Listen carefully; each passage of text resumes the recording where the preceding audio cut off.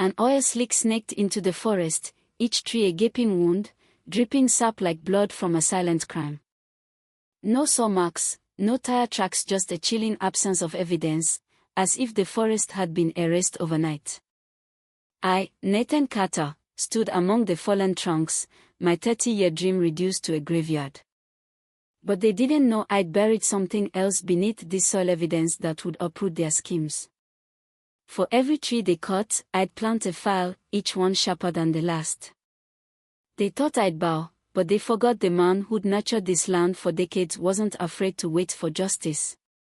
Margaret Sullivan, the HOA president, had no idea who she'd crossed, and her mistake would cost her everything. At 42, I was the quiet guy in Willowbrook, a suburban enclave of neat lawns and nosy neighbors. I'd spent 15 years as a federal environmental inspector, exposing land misuse and ecological crimes, before retiring to start my own consulting firm. My wooded lot, bought with years of savings, was more than a retreat, it was an ecological research project. But within hours of moving in, my neighbor Frank warned me about Laura Bennett, the 38-year-old HOA president who wielded her landscaping rules like a dictator. That morning, staring at the ruins of my forest, I knew Laura's smog cleanup was no mistake. It was a power play, and she'd just declared war on the wrong man. I crossed the street to her house that evening, her smile syrupy as she answered the door. "You must be the new owner," she chirped, as if I should thank her for butchering my trees. We cleaned up the messy woodland to boost property values. Her tone dripped with condescension.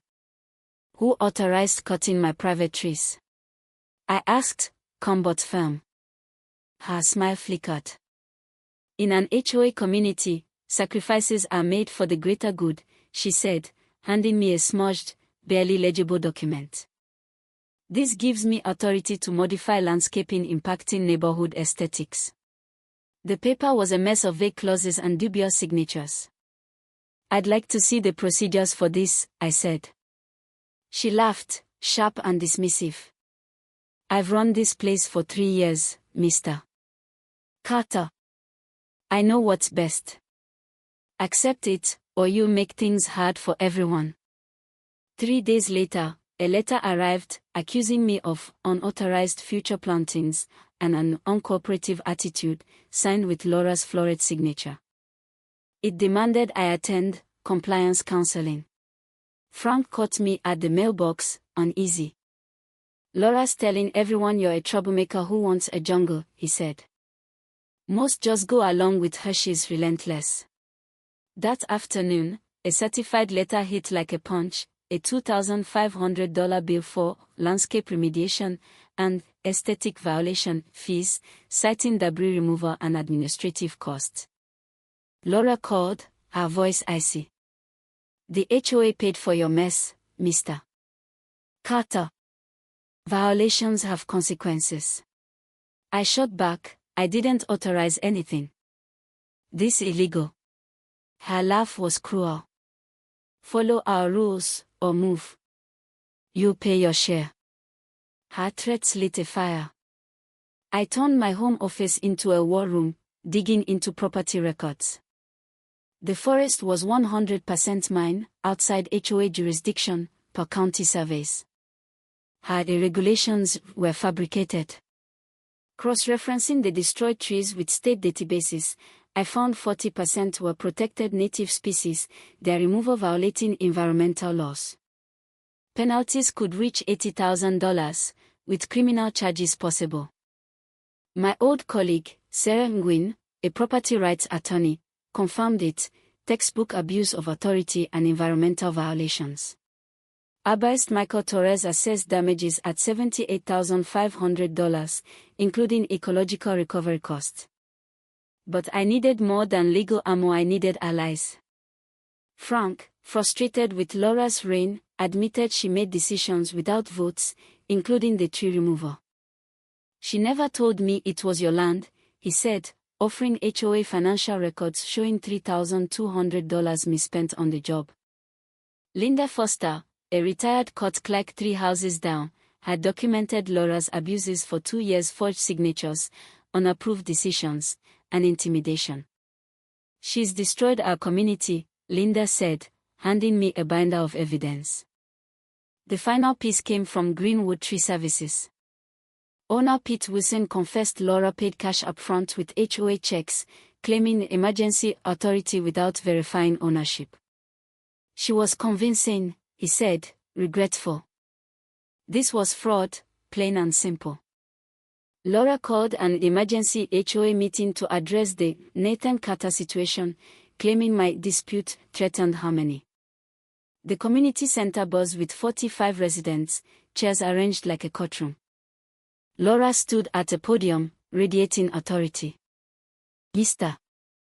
Carter refuses to cooperate, she declared, brandishing papers painting me as a defiant troublemaker. He's threatened legal action and disrupted our peaceful neighborhood. She demanded I apologize and vow never to plant trees over 6 feet. The absurdity almost made me laugh, but her supporters nodded, swayed by her narrative. This is your last chance to show good faith, she said, eyes gleaming. I stood, briefcase in hand, and walked to the front. Let's see the real facts, I said, voice steady. I projected a county survey proving the forest was private, outside HOA control. Laura claimed authority she didn't have, I said, showing Michael's $78,500 damage report. She destroyed protected species, violating environmental laws. Gasped report as I displayed financial records, $3,200 in HOA funds misused for the illegal job. Laura forged signatures and skipped votes, I continued, holding up Frank's notarized statement. She's been running this HOA like her kingdom. Laura's face drained of color. Neighbors murmured, anger rising. Linda stood. I've documented her violations for years. I move for a no-confidence vote. Frank seconded, voice firm. I can't stay silent. She's wrong. Laura, desperate, snapped. You think you've won, Nathan? That forest blocked a $50 million resort deal I've worked on for 5 years. The room froze. I've got city approval, investors, Pinnacle Development ready to pay $2 million. Your trees were the first step. If you won't sell, we'll force you out. Her confession, before 45 witnesses, was a gift. Thank you, Laura, I said, for admitting to conspiracy, fraud, and attempted theft. This meeting's recorded. Her eyes widened as she realized her mistake. The vote was brutal, 423 to oust her. Residents stood, sharing stories of her bullying fake fans, coerced sales. Laura fled, humiliated. 3 months later, Laura faced a legal storm. Civil courts ordered her to pay me $52,000 for property damage and legal fees, plus $5,000 to the HOA for misused funds. Criminal charges for conspiracy, fraud, and theft tied to Pinnacle hit hard. She was banned from community rules, sentenced to 200 hours of service replanting my forest under supervision. Watching her, dirt-stained and defeated, plant saplings was justice sweeter than any fine. Pinnacle's resort was cancelled, its executives charged after an FBI probe revealed their bribery and land schemes. Laura's $3,000 monthly payments from them cost her real estate license and career. She and Frank divorced, he kept their assets, aiding the investigation. Their house sold, and they vanished. Linda became HOA president, mandating transparent finances and votes. Frank designed an irrigation system for my restored forest, now a diverse ecosystem with trails, a pond, and educational signs.